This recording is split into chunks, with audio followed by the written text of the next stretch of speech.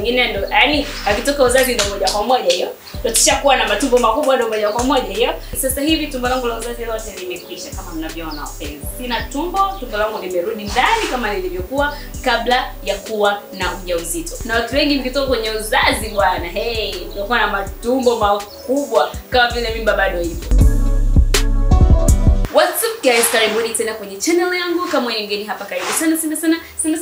Mimi naitwa Dijah na huwa ninatoa elimu mbalimbali kuhusu urembo hapa YouTube. So kama ni mpenzi wa urembo, makeup, nywele, ngozi na vitu kama hivyo, hakikisha hauondoki bila kubonyeza subscribe button hapo chini ili uweze kuwa karibu na elimu mbalimbali ambazo huwa natoa hapa mara kwa mara. So wapenzi wangu, leo niko hapa kwa ajili ya kuongelea jinsi ya kuondoa au kupunguza tumbo la uzazi. Tumbo la uzazi linasumbua watu wengi sana, na watu wengi mkitoka kwenye uzazi bwana, mnakuwa na matumbo makubwa kama vile mimba bado ipo. So leo niko hapa kwa ajili ya kuwaambia ni jinsi gani ambavyo mimi binafsi nilitumia kwa ajili ya kuondoa tumbo la uzazi. Kama wengi mnavyofahamu, kwa wale ambao hamfahamu, nilijifungua mwezi wa 12 mwaka jana. Kwa sasa hivi tutaongea na miezi minne hivi na wiki moja sijui. Lakini sasa hivi tumbo langu la uzazi lote limekwisha kama mnavyoona wapenzi. Sina tumbo langu limerudi ndani kama lilivyokuwa kabla ya kuwa na ujauzito. So leo nitaonyesha ni njia gani ambayo mimi binafsi nilitumia ikanisaidia, na pia kuambia ni kitu gani ambacho wengi huwa mnakosea mpaka tumbo la uzazi linachelewa kurudi au halirudi kabisa. Mwingine ndo yani akitoka uzazi ndo moja kwa moja hiyo. Ndio tushakuwa na matumbo makubwa ndo moja kwa moja hiyo. So leo tuongelea hiyo mada wapenzi, stay tuned and keep watching.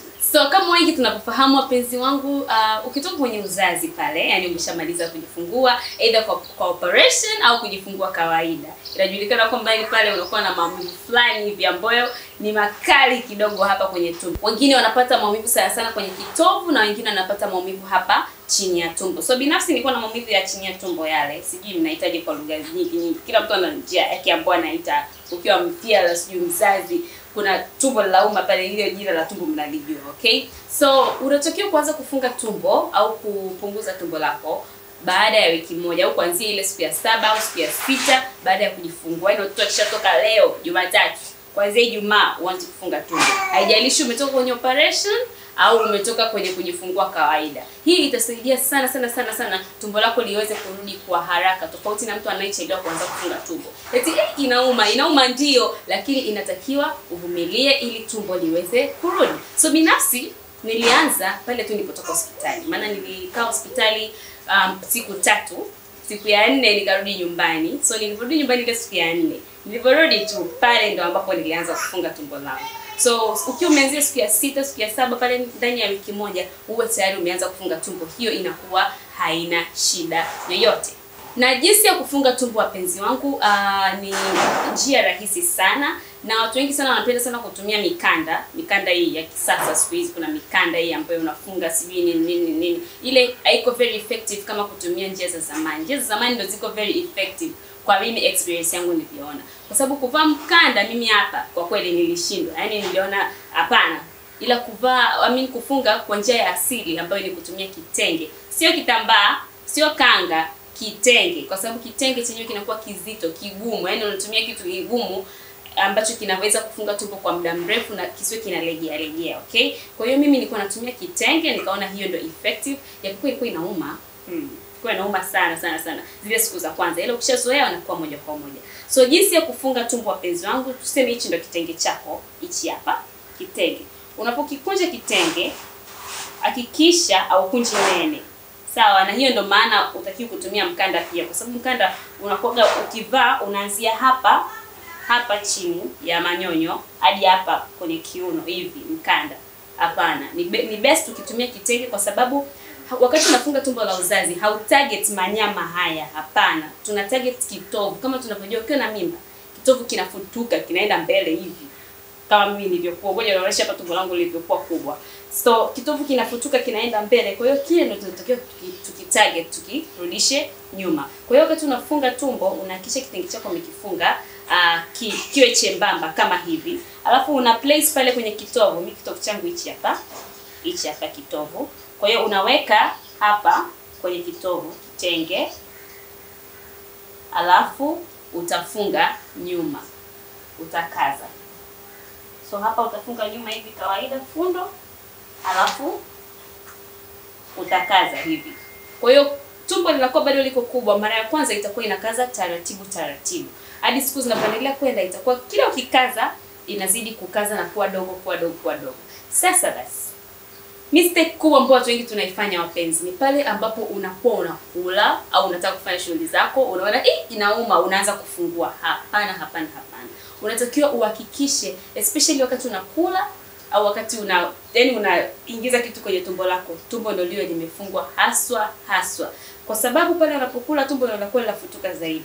Tumbo linakuwa linafutuka zaidi. Na pale kwenye kitovu panakuwa panapitisha vitu. Kwa hiyo ni vizuri ukiwa umelifunga ili liwe linazoea vitu vile vinapita kwa ndani na sio kwa nje, tumbo likiwa tayari liko nje, okay? Kwa hiyo hakikisha wakati unakula au wakati unafanya shughuli zako za kila siku unakuwa tumbo lako umelifunga. Japokuwa unajua watu wengine mtaniambia, Dija lauma, ndio linauma, najua linauma, mimi mwenyewe nilikuwa lauma, lakini unatakiwa uvumilie. Litauma siku ya kwanza, siku ya pili, siku ya tatu likija kuachia la kwa limeachia moja kwa moja. And also usiache kufunga tumbo mpaka pale utakapofikisha miezi 3 au miezi 2.5 hivi ndio unakuwa unaacha kufunga tumbo. Okay, mpaka umalize uzazi. Yaani mpaka pale unamaliza uzazi. Ndio unasema okay, hapa tumbo niache kufunga. Na hapa siongelei kurudisha tumbo kuwa na tumbo ile la watu wanafanya mazoezi, ile tumbo la abs lile, hatuko huko jamani. Hiyo sio kazi yangu, ni kazi ya mume wangu. Lakini hatuko huko wapenzi. Yaani hilo tumbo nasema, naongelea tumbo ambalo ulikuwa nalo mwanzo kabla ya kuwa mjamzito. Kama mimi hapa, tangu kabla sijawa mjamzito sikuwa na tumbo kubwa. Ilikuwa size ya kawaida tu kama hili. So ni flat tumbo. Ile tumbo la watu wanafanya mazoezi hapo limejichora. Hapana, sio tumbo hilo. Tumbo la kawaida tu ambalo nilikuwa nalo mwanzo kabla ya mimba. So baada ya mimba nataka kulirudisha kama ilivyokuwa mwanzo. Ndio hivyo litarudi. So wewe ni mnene, mimi ni mwembamba na tumbo langu mnaona liko hivi. So wewe ni mnene unategemea uje kuwa na abs baada ya kufunga tumbo na kitenge. Hapana, hiyo ni mambo ya mazoezi na hiyo sio sekta yangu. Mimi naongelea kuhusu kufunga tumbo na kulirudisha kama lilivyokuwa mwanzo kabla haujawa na ujauzito. So kama umekuwa na ujauzito ndio tumbo, hapana, hatutaki hicho kitu, okay? Na wakati unafunga tumbo lako wapenzi, haikulimit eti ukiwa unafunga tumbo ndo usile sui nini, uweke diet. Hapana kuweka diet wakati mtoto mchanga. Mtoto anatakiwa anyonye, mtoto anatakiwa apate maziwa. Kwa hiyo hakuna kuweka diet miezi 3 ya kwanza. Mnyonyeshe mtoto apate maziwa mengi ya mama. Sawa penzi, lakini tumbo litarudi tu vizuri kama lilivyokuwa mwanzo. Kisha tu unafunga kila siku. Nikisema kila siku simaanishi unafunga muda wa kula tu, hapana. Kila siku ukiamka asubuhi unakuwa una kitambaa chako, ukilala usiku unakuwa una kitenge chako hapo kwenye kiuno. Ndio unateseka, lakini ndio njia ambayo itasaidia tumbo lako kuweza kurudi. Sijui kama watu wengine huwa hawafungi tumbo, ila kwa mimi experience yangu kwa kweli nilifunga tumbo. Mama wangu ndo alinionyesha njia ya kufunga tumbo na iliwaka, yani ilifanya kazi vizuri. Kama mnavyoona sasa hivi tunaongea na miezi 4 tu, miezi 4 na ni wawili mapacha. Kwa hiyo tumbo langu lilikuwa kubwa sana, lakini sasa hivi limerudi. Mtu nikimwambia sina mtoto anakubali, kwa sababu tumbo langu tayari halionekani kabisa. So wewe pia unaweza kujaribu njia hii ambayo mimi niliitumia na ikanisaidia, na utaniambia hapa kwenye comments results zako zimekuwa vipi au changamoto gani unapitia wakati wa kufunga tumbo, na mimi binafsi nitaweza kusaidia according to experience yangu binafsi ya kufunga tumbo. So that's it for today guys. Asanteni sana kwa kuangalia video hii. Usisahau kusubscribe, kucomment na kulike video hii, na ushare pia na marafiki zako ambao wana tatizo hili kwa ajili ya tumbo lao la uzazi. Asanteni guys, asanteni sana kwa kuangalia video hii. Tukutane tena kwenye video zijazo. I love you guys.